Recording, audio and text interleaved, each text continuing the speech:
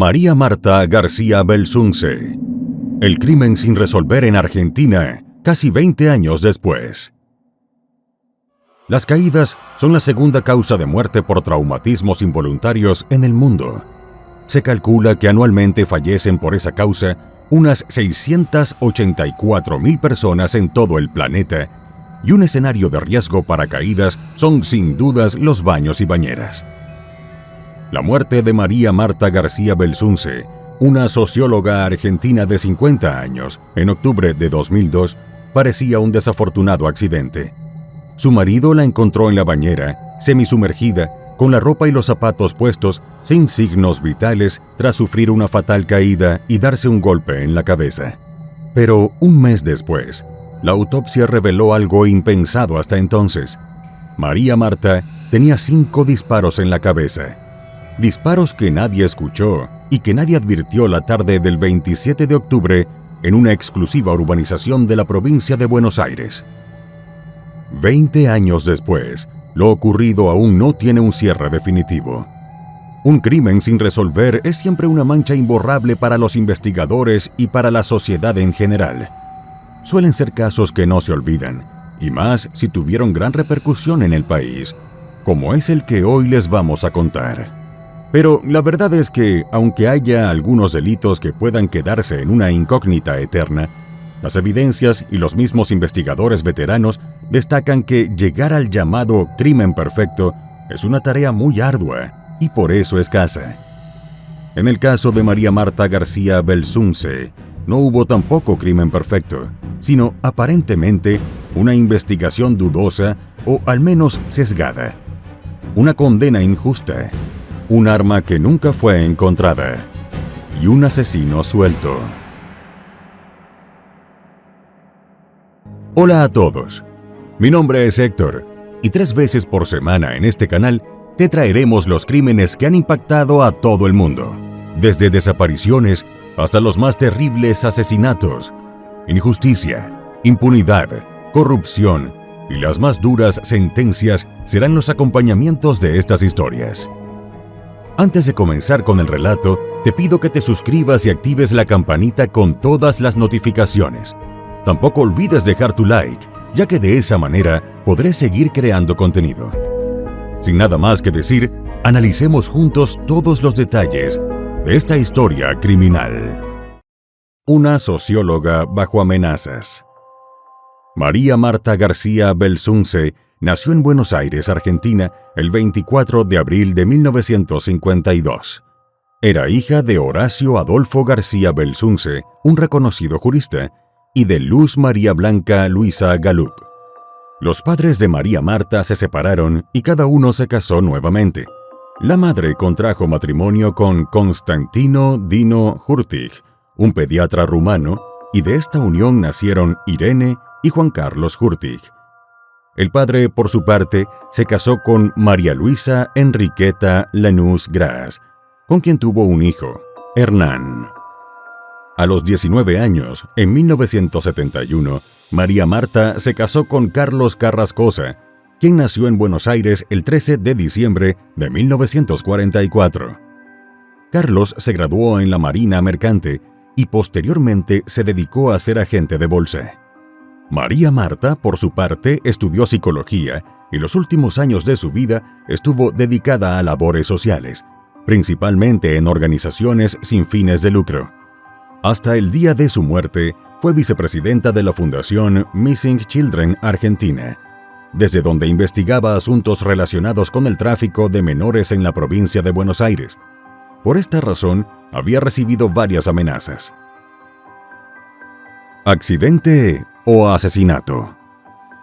El domingo 27 de octubre de 2002, María Marta García Belsunce jugaba tenis, como lo hacía cada domingo. Ese día, la lluvia obligó a interrumpir el partido que jugaba con su amiga y vecina Viviana Vinello en la cancha número 1 de la exclusiva urbanización Carmel Country Club, un barrio cerrado ubicado en Pilar, provincia de Buenos Aires, donde María Marta vivía sola con su esposo. La pareja no tuvo hijos. La mujer regresó a su casa antes de la hora en la que solía hacerlo, debido a la interrupción del partido por la lluvia. Entró al chalet que compartía con su marido y dejó la chaqueta en el pasamanos de la escalera. Subió al baño en la suite de la planta alta para ducharse y estar lista para la sesión de masajes que se aplicaba todos los domingos. Entre la escalera y el baño, la atacaron. Hubo una pelea. Ella intentó evitar que quien le apuntaba con un arma le disparara. La golpearon 3 veces en la cara, en la frente y en una oreja. Después de casi 3 minutos de lucha, a las 6:35 de la tarde, le dispararon 6 tiros con un revólver calibre 32 a una distancia muy corta. Un proyectil le rozó el cráneo. Los otros 5 los recibió todos en la sien. El asesino abandonó la vivienda sin que nadie lo viera. Nadie escuchó los disparos. Carlos, su esposo, fue quien halló el cuerpo en la bañera a medio llenar, con los zapatos aún puestos, poco antes de las 7 de la noche.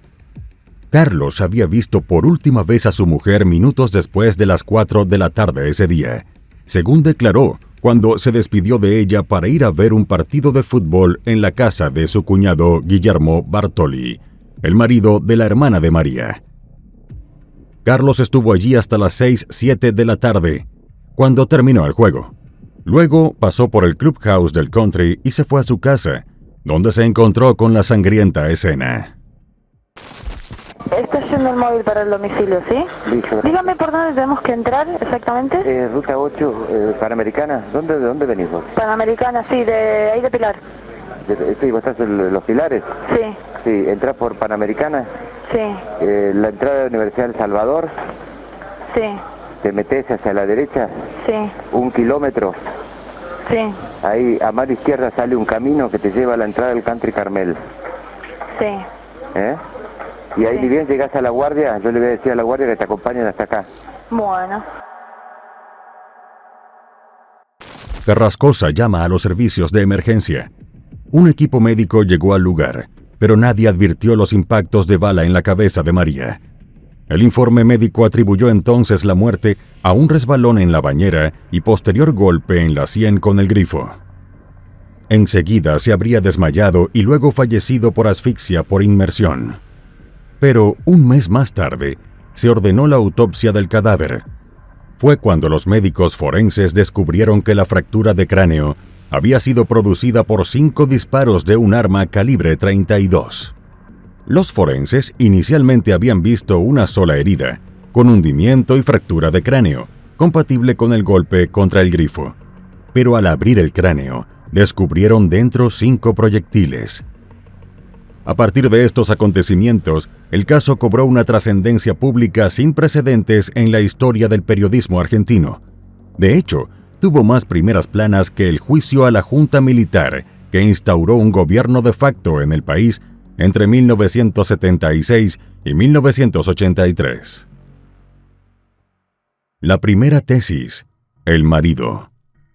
El 28 de octubre de 2002, los restos de María Marta fueron inhumados tras ser velados en su casa.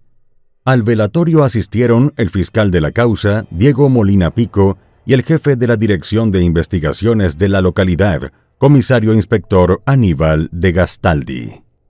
Horacio García Belsunce, hermano de María Marta, llamó ese día al comisario mayor Ángel Casafús para pedirle que la policía dejara de hacerse presente en la casa de la familia.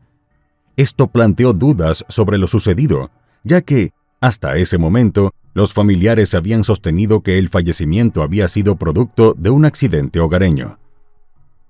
Pronto, un nuevo hallazgo elevaría las dudas. El 12 de noviembre, John Hurtig, medio hermano de María Marta, se presentó espontáneamente en la fiscalía para declarar algo desconocido hasta ese momento. Contó que la noche de la muerte de María encontró un elemento extraño que le había llamado la atención y que define como un pituto. Pensaba que era el soporte de un estante o parte de los instrumentos usados por el médico en la fallida reanimación de su hermana, por lo que decide arrojarlo al inodoro envuelto en papel higiénico. Al día siguiente, los investigadores lo recuperan del pozo ciego de la casa. Era un proyectil. Casi un mes después, el 2 de diciembre, tras la declaración de los 2 médicos que vieron el cadáver el día de la muerte, se ordenó exhumar el cuerpo de María Marta. La autopsia reveló que había sido asesinada de 5 balazos calibre 32 en su cabeza. Los médicos forenses que realizaron la autopsia solo pudieron determinar que García Belsunce había fallecido a causa de disparos una vez que abrieron el cráneo y encontraron los proyectiles. Un 6º balazo la rozó, que sería la bala encontrada por su hermano. A los pocos días, el caso comienza a tener gran difusión mediática y surgen las hipótesis sobre el presunto homicida. Se empezó a hablar de Nicolás Pachelo, un vecino del country que era para la familia el principal sospechoso. Era un sujeto conflictivo, tenía antecedentes de robos en casas. Se sospechaba que había secuestrado a Tom, el perro de los Carrascosa, para pedir rescate, y la propia María Marta lo quería echar del barrio. Pachelo, no obstante, declaró que a la hora del crimen estaba en un centro comercial de la zona de Palermo, en la ciudad de Buenos Aires, con su madre. Más tarde se determinó que eso no era verdad, ya que 3 personas lo habían visto en Carmel y aparecía en una grabación de las cámaras de seguridad saliendo de la urbanización después de las 7 de la noche, es decir, luego del crimen. Pero es la tesis del fiscal Diego Molina Pico la que se impone y que tiene como punto focal al marido, Carlos Carrascosa, y al cuñado y otros familiares y amigos como encubridores. En abril de 2003, el juez de la causa autorizó la prisión preventiva contra el esposo, pero un mes después, Carlos recuperó su libertad al ser beneficiado con un alivio de la prisión preventiva y el pago de una fianza. En febrero de 2004, se da luz verde al juicio oral contra el marido. Para el fiscal, el crimen se produjo en medio de una discusión por cuestiones financieras. El juicio comienza finalmente en 2007. El 13 de junio, luego de exponer un extenso alegato, el fiscal Diego Molina Pico pidió una condena sobre Carlos Carrascosa por el homicidio de quien fue su esposa durante más de 30 años. Pero Carlos siempre defendió su inocencia. El 11 de julio se revela la decisión del tribunal. Absuelven a Carrascosa por el homicidio, pero lo condenan por encubrimiento en un fallo dividido, de 2 votos contra 1. El tribunal consideró que, con ayuda de familiares, alteró la escena del crimen, acondicionó el cuerpo, escondió una bala al tirarla al inodoro y obtuvo un certificado de defunción falso para evitar la autopsia. Sin embargo, el fiscal insiste luego en la tesis de que Carrascosa no fue encubridor, sino que la habría matado en medio de una discusión. Esta hipótesis se entrelazó con la sospecha de que un sicario del cartel de Juárez habría asesinado a María Marta porque la socióloga, vicepresidenta de Missing Children Argentina, planeaba revelar supuestos negocios ilegales de integrantes de su entorno. Hubo también una hipótesis increíble que suma para la teoría conspirativa del fiscal. Una investigación realizada por peritos de la Suprema Corte de Justicia bonaerense barajó la hipótesis de que los orificios de bala en la cabeza de María Marta habían sido cerrados con un tipo de pegamento especialmente resistente y muy común. En Argentina, una de las marcas más populares es conocida como La Gotita y es fabricada por la empresa Poxipol. Sin embargo, esto luego fue desestimado, pues no se hallaron rastros definitivos.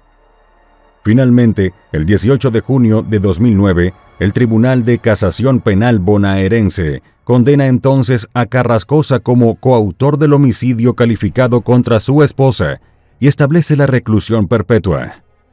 Esto sucede a pesar de que su ADN no encaja con ninguna de las manchas de sangre que se hallaron en la escena del crimen. La familia, entre tanto, seguía reclamando justicia. En octubre de 2009, María Laura García Belsunce, hermana de María Marta, publica un aviso en prensa en el que denuncia que el crimen de su hermana sigue impune.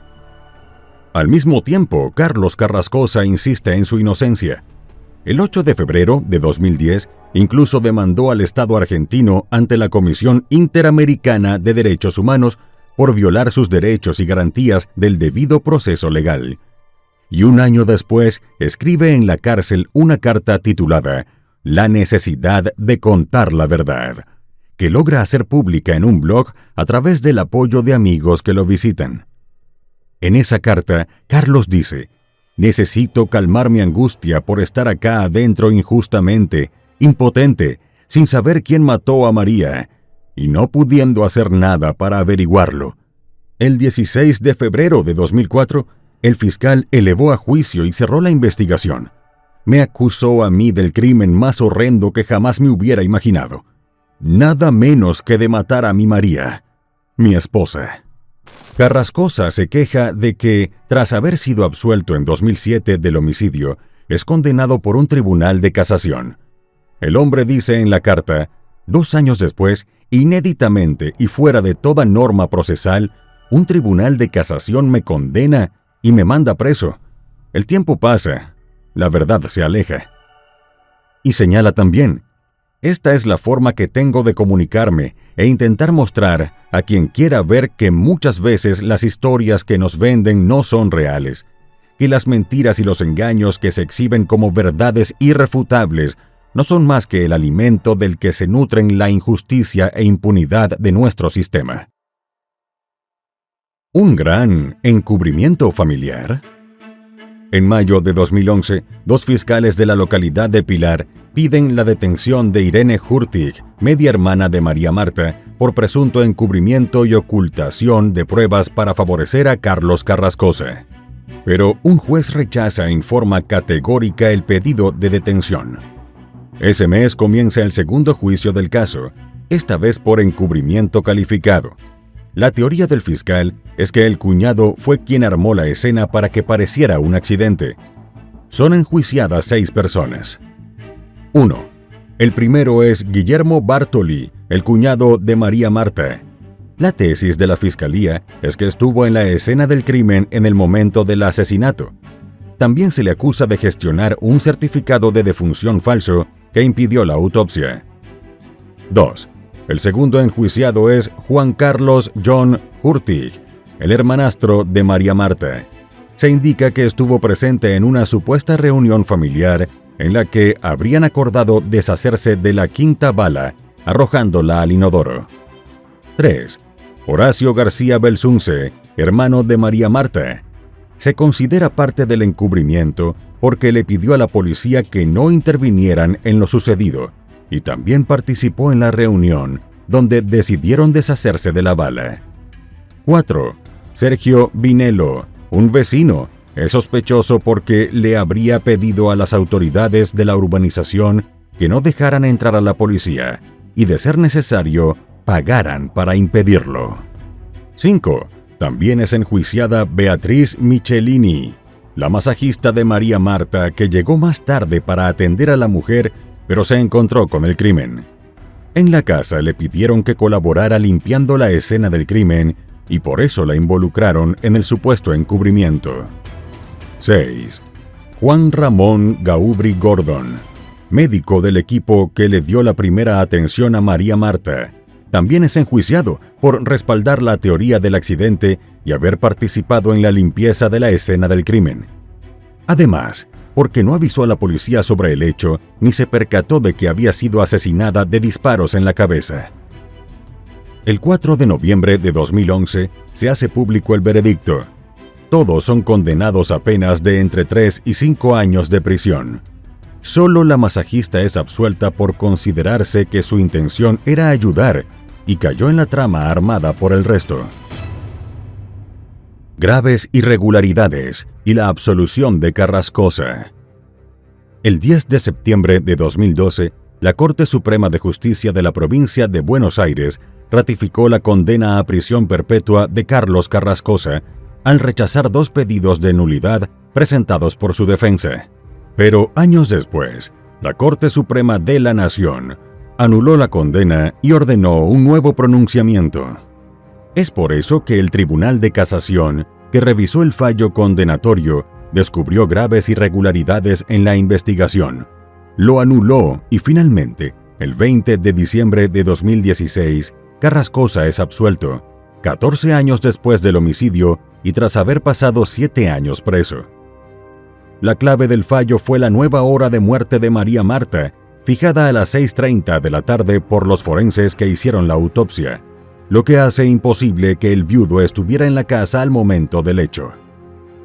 En marzo de 2021, Carrascosa solicitó que la Comisión Interamericana de Derechos Humanos condenara al Estado argentino por el tiempo que pasó preso acusado del asesinato de su esposa y pide además una reparación económica. Su abogado sostuvo que todo el accionar del sistema de justicia ocasionó al hombre un daño físico, moral y económico inconmensurable, que implica una violación severa de su derecho a la presunción de inocencia. Todo ello debe ser reparado por el Estado argentino y no se subsana con la absolución que quedó firme y que el Estado ha hecho lo posible hasta las últimas consecuencias para que no suceda o que suceda con la mayor dilación de tiempo, declaró el abogado Fernando Díaz Cantón. En su escrito ante la CIDH, el abogado señaló sin reparo al responsable de la injusticia contra Carlos Carrascosa, el fiscal del caso. Sesgado por una teoría absurda comandada por el fiscal Diego Molina Pico, funcionario que estuvo a cargo de la investigación hasta la condena del viudo, se presentó a Carrascosa ante la totalidad de la opinión pública como un ser frío y despiadado, capaz de asesinar a su esposa y luego montar una escena de encubrimiento con familiares y amigos de la víctima. ¿Justicia al fin? La nueva hipótesis. Tras la absolución de Carlos Carrascosa, la Fiscalía decidió armar un equipo para investigar nuevamente el caso. Los fiscales de Pilar María Inés Domínguez y Andrés Quintana se hacen cargo del expediente e impulsan la hipótesis que siempre desestimó el fiscal anterior, el robo y Nicolás Pachelo, vecino del barrio, como principal sospechoso. Ahora, 19 años después del homicidio de María Marta García Belsunce, ¿llegará al fin la justicia para ella? En la actualidad, sus familiares están a la espera del juicio sobre 3 personas por su presunta participación en el crimen. Nicolás Pachelo, vecino de la urbanización, y los exvigilantes del barrio Norberto Glennon y José Ramón Alejandro Ortiz, quienes están acusados de coautores del asesinato. ¿Qué fue lo que realmente sucedió esa noche del 27 de octubre de 2002? Según uno de los forenses, el homicidio se produjo a las 6:30 de la tarde del 27 de octubre de 2002. La nueva hipótesis del crimen establece que María Marta volvía ese domingo de jugar tenis, llegó a su casa en bicicleta y entró por la puerta de atrás. A diferencia de todos los domingos que se quitaba los zapatos justo al llegar a casa, entró directamente y subió a la planta alta porque escuchó ruidos. Allí se encontró con los vigilantes Glennon y Ortiz. Pachelo habría entrado detrás de ella y tras el forcejeo en el baño le habría disparado a la mujer con el revólver calibre 32, que nunca fue hallado. Fueron balazos realizados a corta distancia que tuvieron que dejar rastros de sangre en la ropa del asesino. Esa noche, según una de las empleadas domésticas que trabajaba en su casa, Pachelo lavó él mismo la ropa que llevaba puesta, algo que nunca hacía. Al día siguiente de la muerte de María Marta, Pachelo concurrió al bar de una estación de servicio cercana a Carmel. Allí preguntó si alguien sabía algo de la mujer que mataron en el country, pero en ese momento nadie sabía que García Belsunce había sido asesinada. Todos creían que había fallecido en un absurdo accidente doméstico. ¿Por qué la mataron? Pachelo y sus aliados creían que María Marta y su marido guardaban en casa $1 millón producto de la venta de un terreno. En Argentina, en ese momento, tras la medida conocida como corralito financiero, que impidió a los ahorristas en 2001 sacar su dinero del banco, muchas personas escondían sus ahorros en divisas en sus hogares. Pachelo se habría enterado del jugoso botín por comentarios de las masajistas que atendían a vecinas del barrio. Beatriz Michelini era la masajista de María Marta y se descubrieron 21 comunicaciones telefónicas entre ella y Pachelo posterior al crimen. Además, la mujer tuvo inconsistencias en sus distintas declaraciones. En una de ellas fue clave para sembrar sospechas contra la familia Belsunce, al afirmar que fueron ellos los que le dijeron que limpiara la escena del crimen. La hipótesis de la fiscalía es que, al verse sorprendido por María Marta durante el robo, Pacello decidió matarla. Meses antes del homicidio, hubo una serie de robos en la urbanización Carmel. Un vecino al que robaron 47 palos de golf reconoció sus hierros y maderas en un local de la Asociación Argentina de Golf. Cuando los reclamó, el encargado del negocio le respondió que se lo había entregado en consignación un muchacho identificado como Nicolás Ryan. Era Nicolás Pacello, que había usado el apellido de su madre. Pacello, un ludópata con historial de robos. Pacello nació el 21 de junio de 1976 en Pilar. Es hijo de Roberto Pacello y Silvia Ryan. El padre fue fundador de Carmel y murió en 1996 de un tiro en la cabeza. La causa judicial fue cerrada como suicidio, aunque no pudo disipar una duda. El proyectil que terminó con su vida ingresó por el costado izquierdo de su cráneo, pero él era diestro. Entre agosto de 2003 y abril de 2004 hubo una seguidilla de robos en departamentos y casas de la ciudad de Buenos Aires. El punto en común fue que el autor de los atracos ingresaba en los inmuebles con la llave de la puerta principal, sin la necesidad de entrar de forma violenta o forzar las cerraduras. Las víctimas, además, tenían una amistad de muchos años. En noviembre de 2005 hubo una sentencia por esos hechos delictivos. Pacello fue condenado a 3 años y 3 meses de prisión por esos robos. Un informe realizado por el cuerpo médico forense a pedido del juez concluyó que Pacello detenta un trastorno psicopático de personalidad, lúcido e inteligente, con mecanismos de dominio, control y conducta reiterativa en contextos compatibles con la conducta investigada. A este hombre no se le conocía trabajo fijo u ocupación habitual. Además, tenía problemas con el juego. Apostaba grandes sumas de dinero en el casino y en mesas de naipes. Un hombre que lo conocía desde chico robó del departamento de su madre joyas, dinero y artículos electrónicos y encerró a la mujer en el baño. Días después, Pacello le confesó a su amigo que él había sido el culpable del robo a su madre, que era un enfermo del juego y que no tenía para darle de comer a sus hijos. A pesar de que su conexión con el crimen de María Marta no fue profundamente investigada en su momento, Pacello está preso desde 2018, pero por otra causa.